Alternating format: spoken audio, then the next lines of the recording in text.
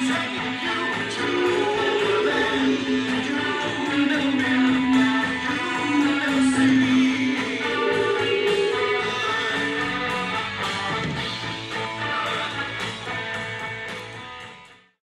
the mic for 1 second, would you please? I gotta wipe that brow. Okay. And now, so and then, on this event, well, okay, go ahead, but then tell them about what you have the honor in this event. Today was wonderful. I'm glad I received a phone call from, I think it was Bobby Joe called me first, Bobby Joe Holman, who I worked with quite often in the past few years with the Bobby Joe Holman Blues Band. I'm the guy that carries the drums in. He's the guy that carried the amps and the drums in, and let's see, what was that? I lost my train of thought. Well, about sorry, I know the train will be along in a minute. Asked to do. I'm sorry? This event and what you... Oh, yes, when I got a call from Bobby Joe that they'd like me to introduce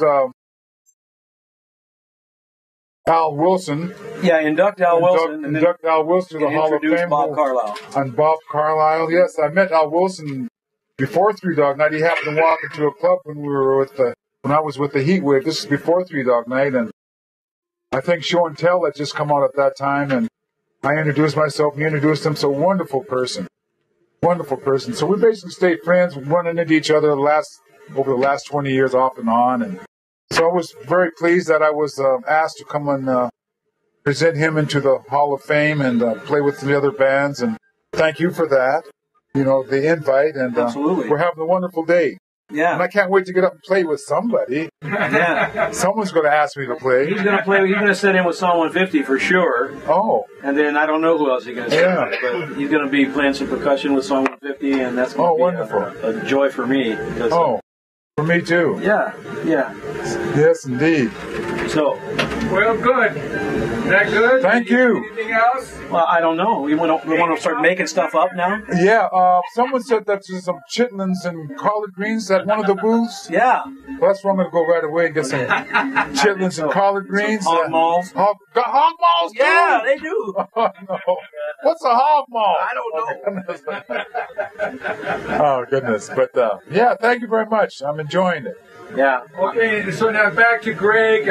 We've talked about this before, but and I mean this from all the people that are here. Thank you so much, brother, you and Mike Stacks, for bringing all these wonderful souls back together. Wonderful. Yeah. For this, man. Well, I'll tell you, interestingly, I just feel like I'm riding a wave. Mm-hmm. Because once the wind got in the sails of this thing, it took on a life of its own. Mm-hmm. And I pretty much just sat back, and everybody was going, "I'll do this, I'll help here, I'll throw in here, I'll contribute this," and I'm going, "Oh, wonderful, okay," Yeah.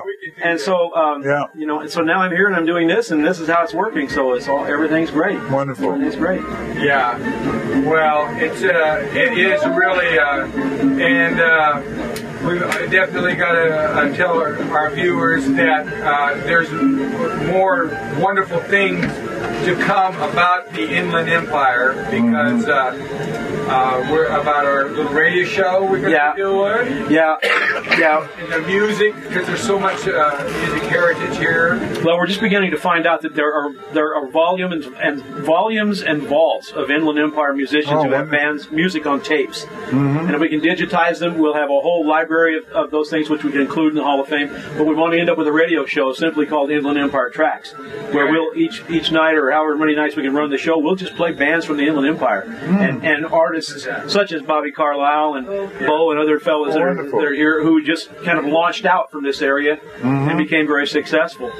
And I have to give Floyd credit for being an Inland Empire influence. So I was so glad that he was able to come today. It was it meant a lot to me personally. Oh, thank you. That Floyd would come today and be here. So I appreciate that. And then real quickly, once again, for our viewers, about the Hall of Fame. Yeah. That is it's going to become an entity. We are going to have we're going to have a foundation, the Inland Empire Musicians Hall of Fame.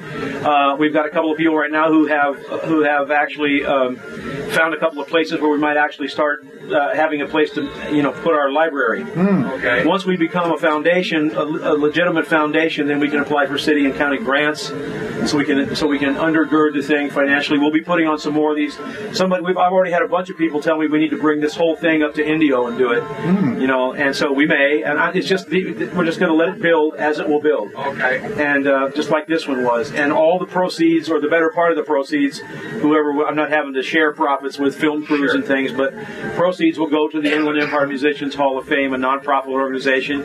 We'll have a place where people can actually come and research music of this area from the 50s through the 90s or whatever it ends up being, where they can find DVDs, CDs, videos, VHF, books, records, tapes, reels, stories, anything.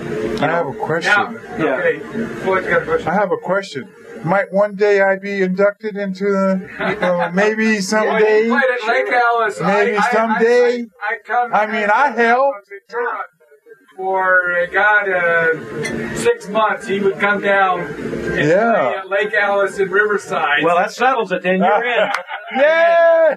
We're hoping for the best because the vision on this thing, quite simply, was there were big names that came out of the Inland Empire.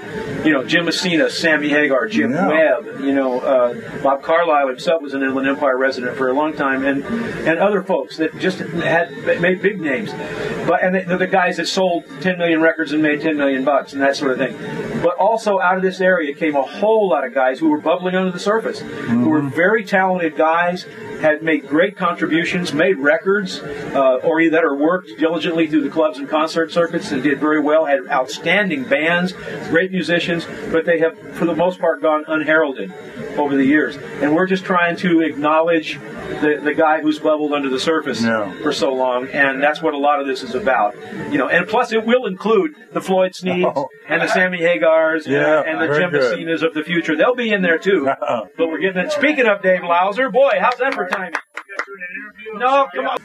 So, but you started out. Were you out of Purdue, or were you in? I grew up in I was born in Pennsylvania. My parents moved to San Bernardino, like the Beverly Hillbillies, in 1962. I mean, literally 4 kids, 2 adults, and a U-Haul trailer. Yeah. No, my father didn't have a shotgun. But grew up with the Pacific High School, went to Holy Rosie Catholic School, Aquinas, and all that stuff, and started playing music when I was about 15. Greg, I got to tell the story. All right. I was 14. I didn't play drums yet, okay? Can you hear me? I'm deaf. He was playing at the YMCA dance. Every Friday night, the Y would host bands, and you go in there. It was a really cool thing in San Bernardino. And he was playing a band called the 1, 2, 3, 4. I don't remember the rest of the guys, but the drummer stuck in my head. And I swear, because of Greg, is one of the reasons why I play drums. My parents are pissed off about it. I was going to be the doctor. But, but that's the truth. Greg was, Oh yeah, he's legendary. He's real low key about it. But everybody, all those cats, kind of looked up to him, and God, we wanted to be like him. All apologies. I am deaf from all the drums and all the from Jesse Yamos. But I play with Jesse. You play with Jesse? I know. Okay. Jesse had a twin reverb with 2 outtake Lansings and a 300-watt boost job by Bob Lulai. It sat here. Yeah, I remember that. So, what did you play? I didn't know what you played. What'd you play? My ex is harmonica and vocals. I'm a professional harmonica player. Oh, okay. Very good too. But, right on. But Jesse, brother Jesse, we've all had I'll tell you what. pleasure of playing. I owe my music career to Jesse Yamos. I mean, because of Jesse, I met Sam. Because of he taught me how to play the blues. I mean, I played more shuffles with Jesse Yamos. Yeah, so it's like, God bless him, man. What a great guy. I'm sorry. That's right. He was a good cat. He really was. Everything. Sure. I'll talk more. I love it, but Okay. Well, I guess that's it. But thank you all very, very much. You're welcome. Thank you. For our viewers.